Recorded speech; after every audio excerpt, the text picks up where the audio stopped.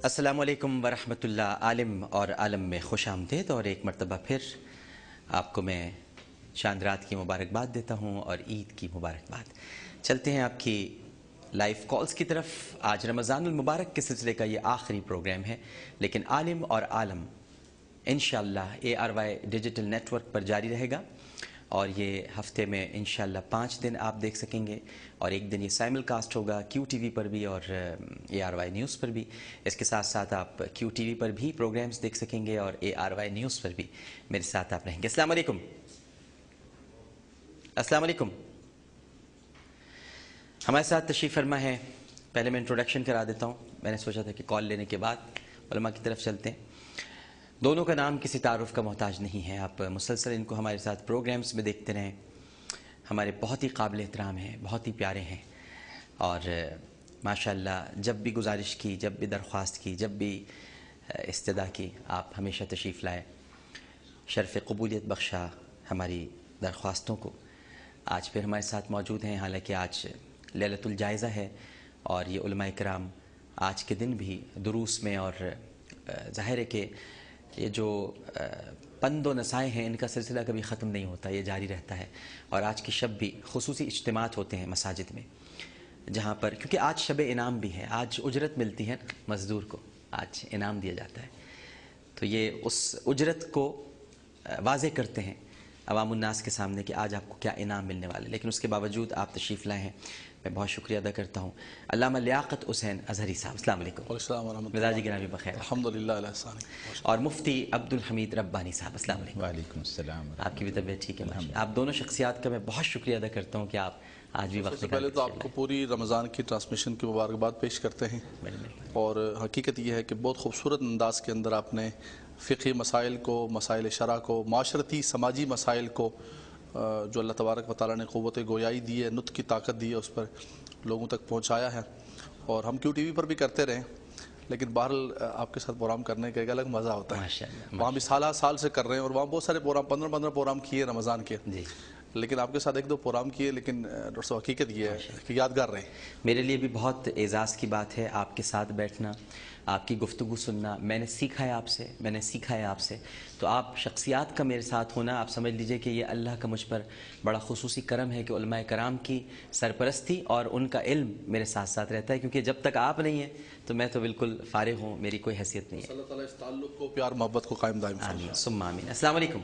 अस्सलामुअलैकुम भाई, मैं हैदराबाद से अकीला बात कर रही हूँ। जी अकीला, आप सबसे पहले तो आपको ईद मुबारक और इतना अच्छा प्रोग्राम पेश करने पे मैं आपको दिली मुबारकबाद पेश करती हूँ। बड़ी मेहरबानी। और ये है कि आपकी जो एक आवाज़ से जो तस्कीन मिलती है, मैं कहती हूँ कि वो एक अच्छे खासे लोगों को जो है ना दिल रूह को बस झंझोड़ कर रख देती है। अच्छा, तो अल्लाह आपकी ज़बान में यही तासीर रखे। आमीन सुम्मा आमीन। सवाल क्या कीजिएगा मेरी बहन? सवाल ये था भाई मेरा कि हम हैदराबाद में जिस इलाके में रहते हैं, उस इलाके में एक 2-2 कदम पे मसाजिद हैं, ठीक है। इतनी दूर भी मसाजिद नहीं है कि हम जो है आवाज़ें जब मस्जिद में अजान होती है तो आप यकीन कीजिए ऐसा लगता है कि हमें अजान का एक लफ्ज़ समझ में नहीं आता। अच्छा, ठीक है। क्योंकि ऐसा और बाकायदा यहाँ पे मुकाबलेबाजी तरीके से होती है कि इस मस्जिद की आवाज़ जो है वो तेज़ हो रही है तो मैं अपना लाउड स्पीकर और ज़्यादा तेज़ करूँगा और उसको घुमा के इस कदर तेज़ किया जाता है कि अल्लाह ताला की तरफ से ये है कि जब अजान आए तो उसे सुने और उसके अल्फाजों को दोहराएं। ठीक है। लेकिन यहाँ पर ये होता है कि हमें जब लफ्ज़ भी समझ में नहीं आ रहे तो हम उस तरह उन अल्फाजों को किस तरीके से दोहराएंगे। ठीक है। तो आपका सवाल क्या है? इमारत बना दी गई है, मसाजिद बना दी गई है, 3-3 मंजिला, सब एक भी नहीं होती, एक सब मुश्किल बनती है।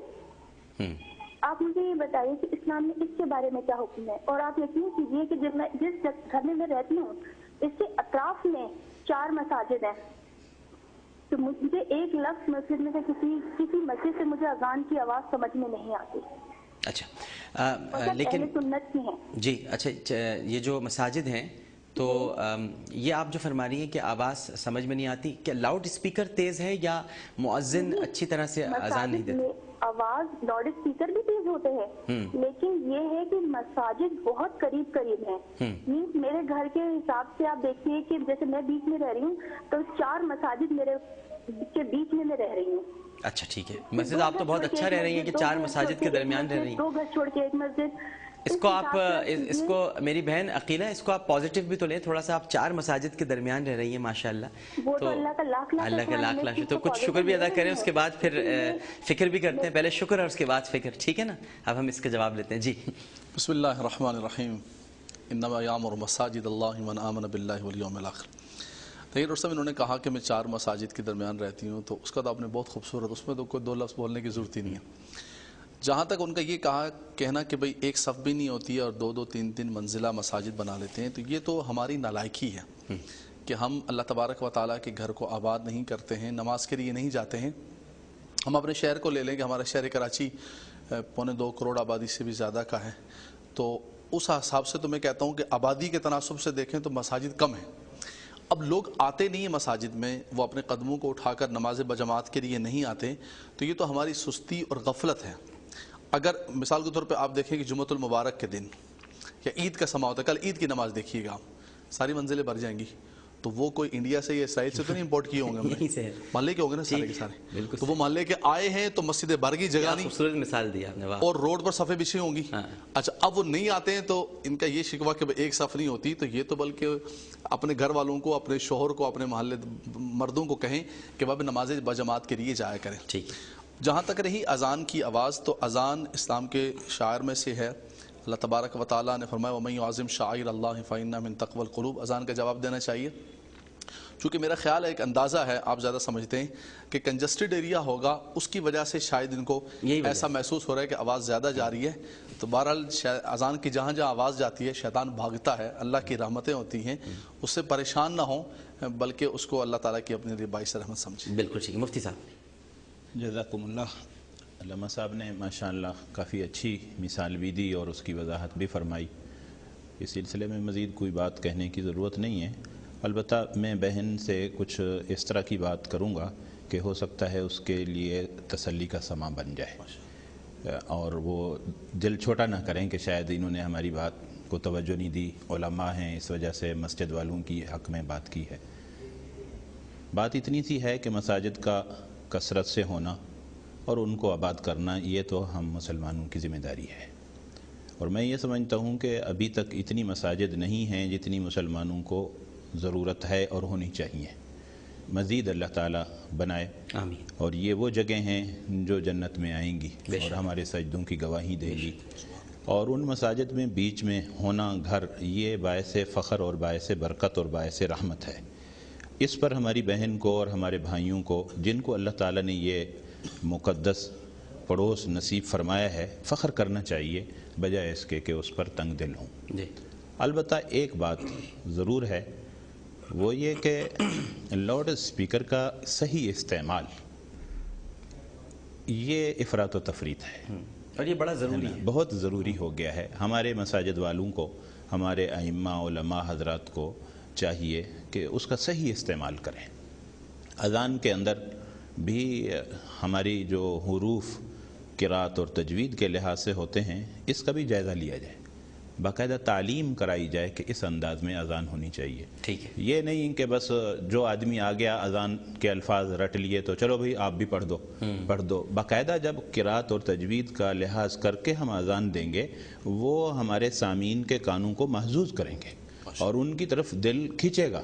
یہ مساجد کی انتظامیہ کی ذمہ داری ہے, علماء کی ذمہ داری ہے.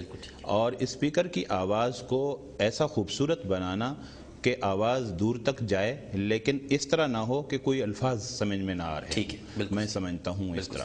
ایک مسئلہ شرعی اس میں اور پہلو ہے کہ اذان سننے والوں کے لیے شرعی حکم یہ ہوتا ہے کہ اذان کا جواب دیں.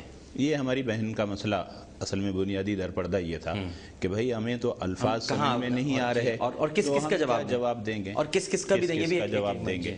تو اس سلسلے میں عرض یہ ہے کہ اس کے گھر کے قریب جو ان کے محلے کی مسجد شمار ہوتی ہے, ویسے تو ساری ہوں گی ارد گرد میں, لیکن ان کے جو قریب ہیں, جو ان کے گھر کے افراد جس مسجد میں نماز پڑھتے ہیں, ان کو صرف اس کی وہ مکلف ہیں اذان کے جواب دینے کی, تمام مساجد کے الفاظ کے جواب دینے کی. اچھا, اور یہ جواب خواتین کو بھی دینا چاہیے؟ خواتین دونوں کو دینا.